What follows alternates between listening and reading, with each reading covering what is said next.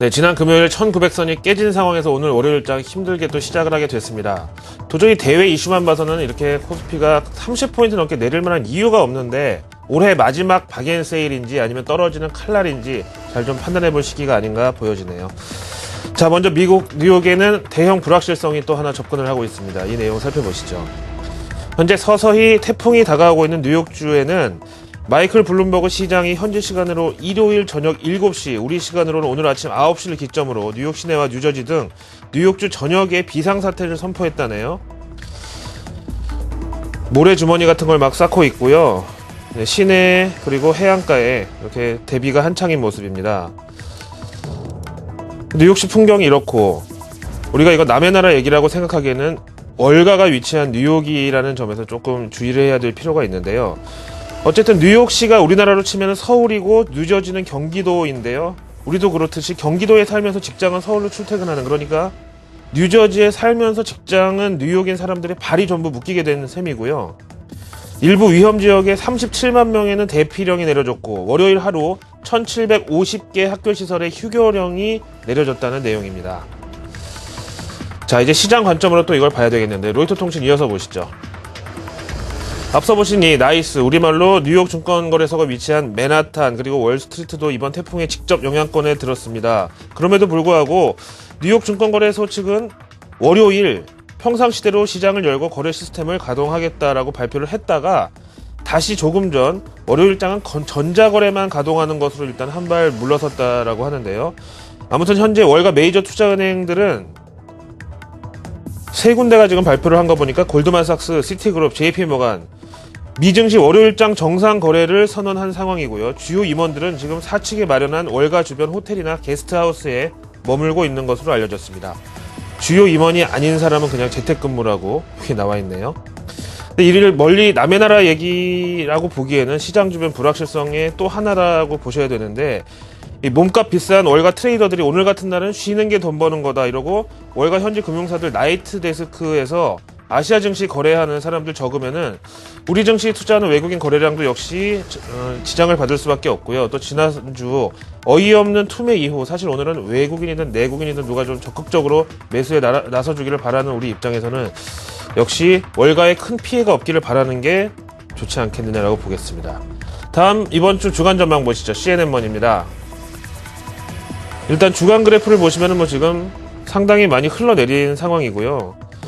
보통 이렇게 슬금슬금 내려오는 게 기분 나쁜 하락이고 갑자기 급락하는 거는 뭐 가짜 하락이다 이렇게 얘기를 하는데, 어쨌든 대선이 우리 시간으로 다음 주 화요일 11월 6일이니까 이제 열흘도 채 남지 않았습니다. 근데 지금 이 태풍 얘기 때문에 약간 선거 얘기는 좀 뒤로 묻힌 경향이 있는데, 어쨌든 미 합중국의 대통령 선거가 왜 대한민국을 비롯해서 글로벌 증시에까지 대대적인 위험자산 회피 현상을 몰고 오는지 이걸 설명하려면 거의 1시간 걸리니까요. 어쨌든 앞에서 보신 태풍도 그렇고 지난 금요일 억울한 조정을 받았던 우리 증시 입장에서는 오늘 또 한번 나침반 없는 항해를 해야 되는 입장입니다. 이 가운데서 이번 대선의 최대 쟁점인 고용과 실업에 대한 미 정부 보고서가 이번 주에 공개될 예정인데요. 이게 또 하필 우리나라 시장 다 끝난 금요일 밤에 가서 들어있네요. 이래저래 외국인 투자자들은 이번 주에도 의욕적인 저가 매수에 나서기는 조금 힘들 것으로 지금 시점에서는 봐야 되겠습니다. 월가 현지 전문가 시황 두 편 들어보시죠. 먼저 아이캡 증권에서는요, 지난 금요일 퇴근 무렵에 이미 다음 주 월요일은 태풍으로 인해서 정상 업무가 힘들 것이다 이런 예상이 월가 트레이더들을 미리 움직였다. 그래서 월요일은 뉴욕 밖에 있는 자사의 지사 직원들 위주로 시장에 돌아갈 것이고 다른 금융사들도 이럴 거기 때문에 다른 지사 업무까지 담당해야 되는 이런 마당에 유럽 쪽을 비롯해서 전반적으로 거래량은 적을 수밖에 없을 것으로 예상. 다음 BTIG 증권. 이번 대선은 시장 입장에서 역대 가장 중요한 선거인 만큼 불확실성 재료로서의 영향력도 크다.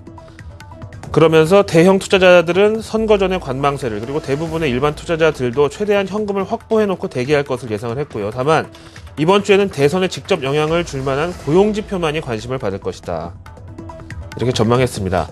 다음 내용 간단하게 또 보시죠. 요즘 우리나라 대한민국 증시의 내우 외환이라면은 내우는 경제 성장률이 L자형으로 옆으로 뻗어버리는 거고요. 외환은 그야말로 외환, 이 환율 문제인데요. 그래서 저는 이 외환 시장에 대해서는 무대응이 상대응이라고 생각해서 아예 입장 표명을 하지 않고 시장 생리에 맡기는 게 좋다고 생각을 했지만 이제는 그러지 말아야 될, 적극적으로 좀 봐야 될 국면까지 와 있는데요. 뉴욕 현지 CME 거래소의 달러원 환율을 좀 한번 보시죠. 일단 전반적으로 보면 동아시아, 일본, 말레이시아, 싱가포르, 대만 등 환율이 다 추가 하락을 했지만 우리나라 환율은 1092원까지 지금 가리키고 있는 상황입니다. 약간의 갭은 있어요. 서울 외환시장하고. 하지만 주말 동안에도 이 달러 대비 원화 환율의 하락 추세는 조금 더 연장이 된 것으로, 반대로 얘기하면 원화는 평가 절상을 이어갔다, 이렇게 보면 되겠습니다. 그래서 지금으로서 유일한 이 환율의 브레이크는요, 앞에서 보신 태풍이 미국을 강타하면은 안전자산으로서의 달러 수요가 증가하면서 달러 강세, 원화 약세가 나타나는 것이 유일한 희망인데, 이것도 일시적일 수밖에 없겠죠. 마지막으로 오늘 장 어떻게 준비해야 되나, 외국인 동향을 미리 좀 예측을 해보죠. MSCI 한국지수입니다. 일단 추세 자체적으로는 좀 기분이 나쁘죠. 저점을 2번 찍고 올라가다가 또 한 번 무너지고 이제 또 저점을 찍고 또 한 번 꺾인 상황인데요.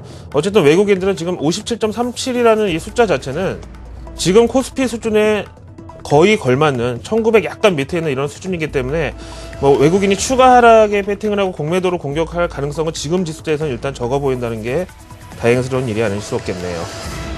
월요일 아침 글로벌 마켓 나우였습니다. 고맙습니다.